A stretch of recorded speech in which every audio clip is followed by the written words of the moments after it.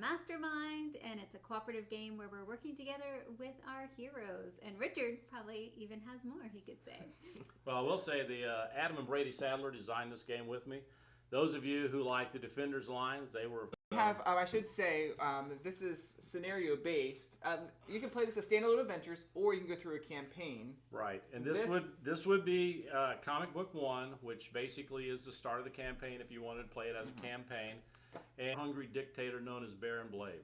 Eventually, his quest for vengeance brought him to Megalopolis, where he has suffered numerous defeats at the hands of the Freedom Five. While the nature of their feud, the comic book actually shows the comic book action down below it.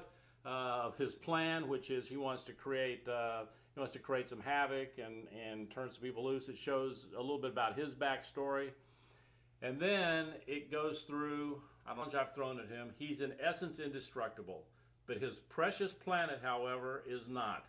I will rip the moon from its orbit unless I'm given Paul Parsons himself. So, doesn't sound like a good plan to me, but this is right out of the original Sentinels one, which I always thought was. It would be open. I'm going to pass it over to you again. We actually have an active event, and then we have rules of play here, which I'm going to pass over to Kevin in a second. But the active event is Seeds of Chaos and Full Assault. Starts to move the master plan forward. So the villain phase, which happens at the end of every player phase, will be the active hero drawing 2 ability cards. Then we draw 1 scheme card and perform all steps on it. So I'll pass. Mechanized suit. I've got a lot of cool blasting missiles and lasers and stuff. I'm playing as Tachyon, and I am very fast. Bit of a speedster. Yeah. And for once, we lose this particular chapter. So we have to pick our time to do that. If he completes his master plan, which essentially is set up right here, if it gets to 10, then he... And then blue is glamour. Right. And that's what we're going up against. And yellow, there's no yellow villain because there is no yellow villain in this game because the mastermind actually is yellow. So the yellow troops are the Baron Blade troops on the board, and we just fight them accordingly. So your private life phase is first. Yeah. So I have a ability where I can choose a hero to draw 3 ability cards. Can I apply that to myself? You can. You are a hero. Interesting. I think I'm actually going to give it to Tachyon. All right.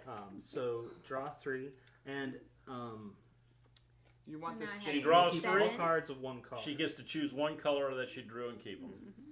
And I was thinking if you keep yellow, I could go here and blast a bunch of people. I hit a villain where you do some Well, there is a damage. villain right here. Yeah. He could go, if you keep green, he could go there. But there's bystanders here that'll be eliminated. Yeah, it would. That's okay. They're just probably... It's probably the angry lawyer. Probably an angry lawyer. Do you have 2 bystander actions? I could actions? heal, or I could complete a personal task. No. So I'm going to go ahead and flip over to my hero. And each time I suffer damage, I can reduce damage on Baron Blades. Right now, his mobile defense platform, it says, any damage that will be dealt to Baron Blade must be applied to his defense platform until it's destroyed. So you did 1 to his defense platform. Then remove all bystanders, but there aren't any. Place 1, remove an anarchy token from my location. Nope, that's a mastermind token. There you go.